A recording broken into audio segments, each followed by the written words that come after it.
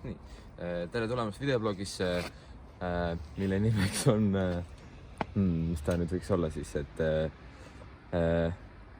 siis kui Franz autot valima hakkas, olid juba elektriautod välja mõeldud. Tegemist on siis elektriautoga. Mina pole elektriautoga mitte kunagi enne sõitnud, nii et kõik saab olema esimene kogemus.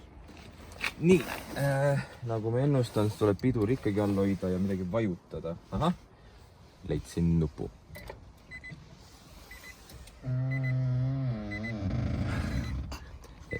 Esimene emotsioon on see, et juba midagi hakkab.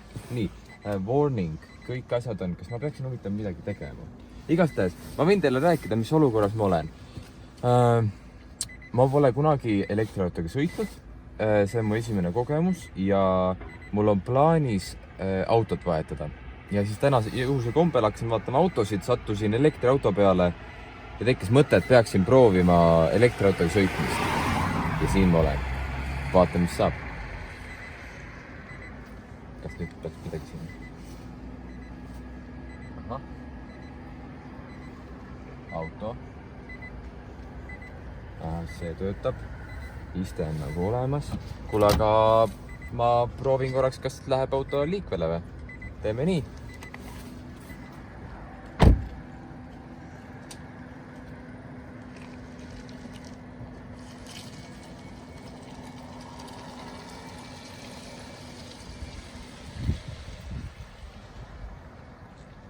Nii, just lõpetasin esimese liikumise.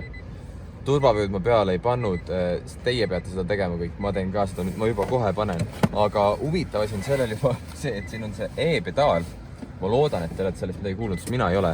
Aga põhimõtteliselt, mis toimub, on see, et kui sa pedaali ära, tõstsin gaasipedaali pealt jala ära, siis ta juba hakkas aeglustama ja see on päris huvitav. Igastahes, see on väga kummaline, et auto ei tee mingit põrinat ja häält. Väga põnev. Järgmise korrani.